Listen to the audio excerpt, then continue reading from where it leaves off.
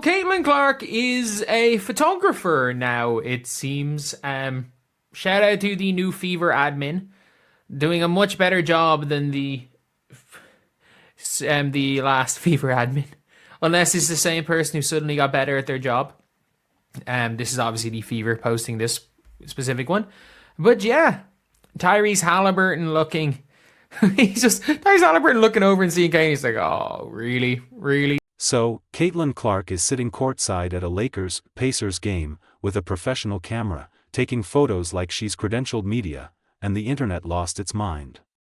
But here's what most people missed: in all the excitement about her becoming a photographer for a night, this wasn't just a fun off-season activity. This was a calculated move by the Indiana Pacers organization, that reveals exactly how NBA and WNBA partnerships should work, and it's exposing every other franchise that claims to support their women's team. Caitlyn Clark, the Pacers are letting her take pictures on the sideline, but apparently, if you're going to do what she's doing, you have to wear the vest, which is hilarious. And if you guys agree this is cool, subscribe. We are trying to hit. Well, we were trying to hit 57,800 by the end of the day. We're not going to do that. We have currently lost 8 subscribers in the last hour. We can get to 57,775. Look at that setup. Caitlyn Clark has branded equipment, with her jewelry line logo on it. She's positioned on the baseline, where credentialed photographers sit, and Tyrese Haliburton is looking over like he can't believe what he's seeing. The Pacers didn't just let her attend the game, they gave her access that professional photographers have to wait months to get approved for. And then they promoted it across every social media platform, like she was the main event at a Lakers game where LeBron James was playing. I realized the NBA had changed their logo. I thought it was just an NBA logo. Or changed their Twitter picture. That being said, it is a very, very big thing. It is a very big thing seeing seeing Caitlyn Clark and seeing, the NBA still pushing Caitlyn Clark, which is really important. That is a really important thing. I was going to see the actual NBA page. Can we see the actual NBA page? The NBA's official account posted about it. NBA Brazil posted about it. Lake Shoyo, one of the biggest Lakers fan accounts on the internet, posted about Caitlyn Clark being at a Lakers game. Think about that for a second. The Lakers are one of the most popular franchises in professional sports. They don't need to promote opposing team players. But Caitlyn Clark's presence was significant enough that even Lakers-focused accounts were talking about her. That's not just celebrity, that's crossover appeal that transcends team loyalty. Which is good to see, and yes, the Lakers are up 22 points. And Luka Doncic has 21 points in 12 minutes. Fucking hell. That man is a joke. That man is a joke, I'm not gonna lie. He's a joke. But Caitlyn Clark obviously getting to see the player. She says she models her game on with is that a bag? Or is that something for photographers to sit on? Branded with Caitlyn Clark jewels? That's kind of cool. That is kind of cool. And here's what makes the Indiana situation unique. Herb Simon owns both the Pacers and the Fever.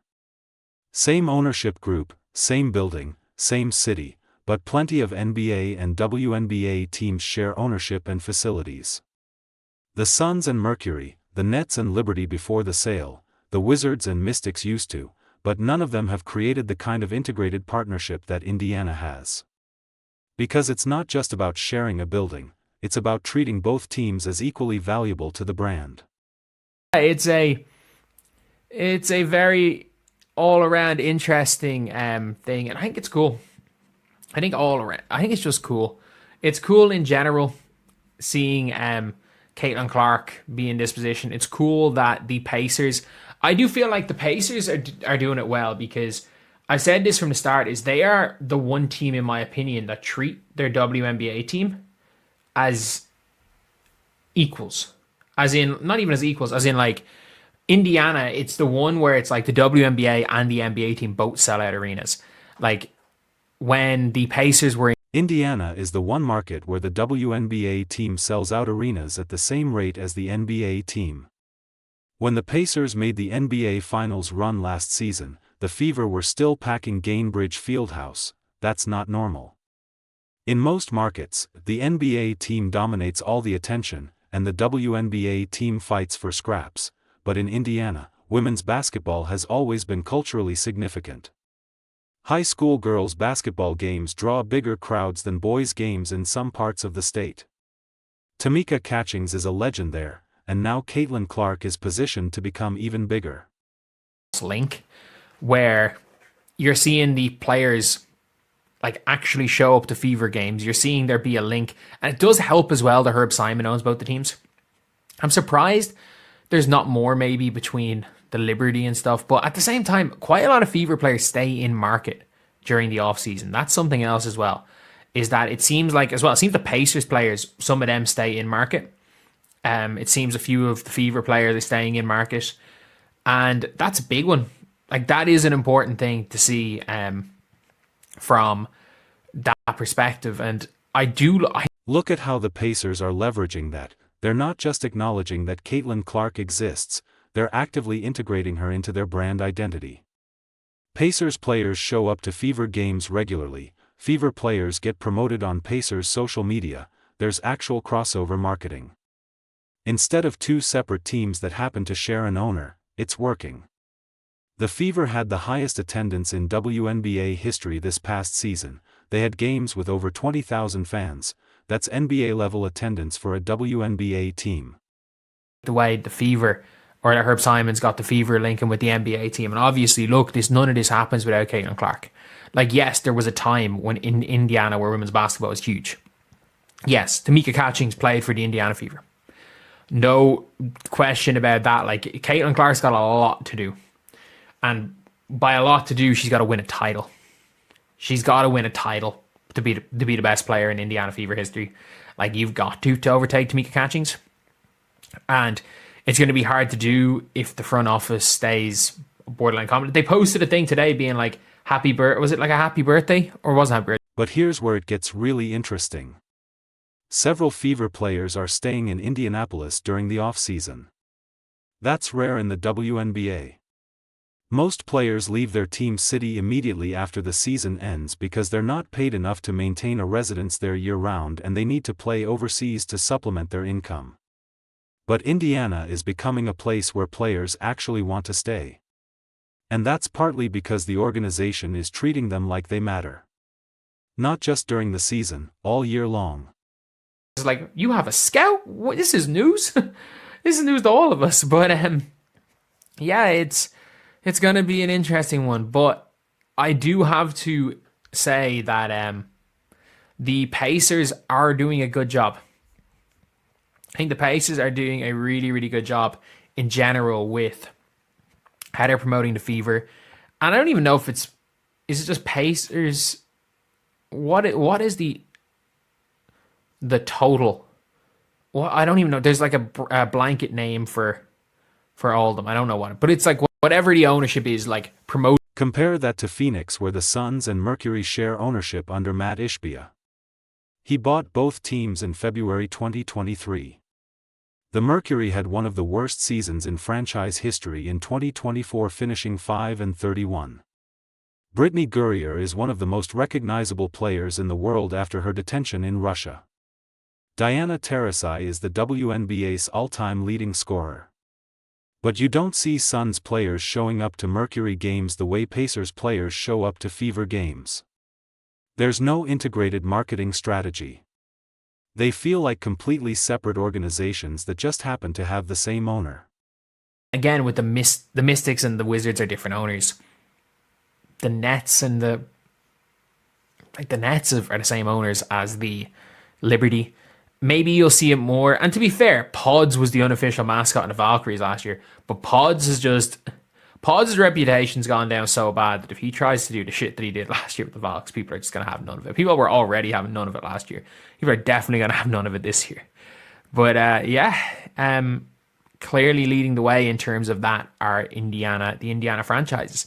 So yeah, that is the video. Let me know what you guys think. Here's what makes this significant. The WNBA is in a critical growth phase right now. The league just signed a new media rights deal worth $200 million per year, starting in 2026, that's nearly triple the previous deal. Expansion teams are being added, and valuations are skyrocketing. The Golden State Valkyries expansion team cost $50 million, but for the league to sustain this growth, individual franchises need to figure out how to build sustainable business models, and Indiana is showing everyone exactly how to do it. First, you integrate your WNBA team into your existing NBA infrastructure, not as an afterthought, but as an equal partner.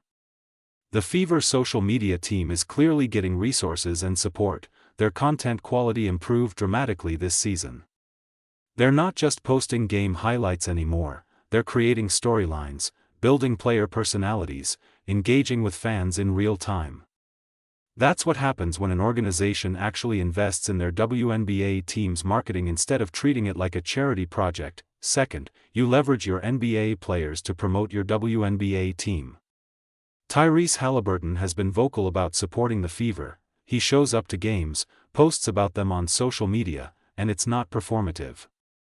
There's a genuine connection between the two rosters because they're in the same building, in the same city, representing the same fan base. That creates authentic crossover appeal that you can't manufacture. Third, you give your WNBA stars the same treatment you give your NBA stars. Caitlyn Clark getting baseline photographer access at a Pacers game isn't just a fun PR stunt, it's a statement.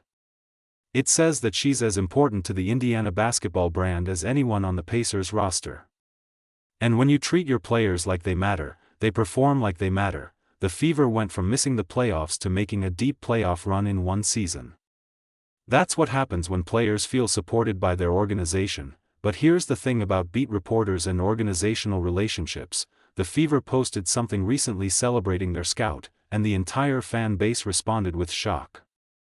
People were asking, "Wait, you have a scout? Since when?" Because the perception has been that the Fever only signed players based on previous relationships with the front office. That's not a sustainable way to build a championship team. And if the Fever want Caitlyn Clark to surpass Tamika Catchings as the greatest player in franchise history, they need to surround her with talent identified through professional scouting, not just personal connections. Caitlyn Clark has a long way to go to overtake Tamika Catchings. Catchings won a championship in 2012. She was a 10-time All-Star, a 5-time Defensive Player of the Year, and the 2011 MVP. She's in the Basketball Hall of Fame. Caitlyn had an incredible rookie season, but one great year doesn't make you a franchise legend. She needs to win titles, and that's only going to happen if the front office makes smart decisions in building around her. The photography thing is cool, it's great content. It keeps Caitlyn Clark in the public conversation during the off-season. But what really matters is whether the Pacers and Fever organization can sustain this momentum. Can they keep both teams competitive? Can they continue to sell out arenas for both teams? Can they build a model that other NBA, WNBA partnerships can replicate? Because right now, Indiana is the only market that's figured this out. The Liberty and Nets could do this, but Courtside just sold the Liberty to separate ownership. The Suns and Mercury should be doing this, but they're not. The Mystics and Wizards have different owners now, and most other WNBA teams don't have NBA partners at all. So the question becomes, will other organizations learn from what Indiana is doing, or will they keep treating their WNBA teams like side projects that don't deserve the same investment and attention as their NBA teams?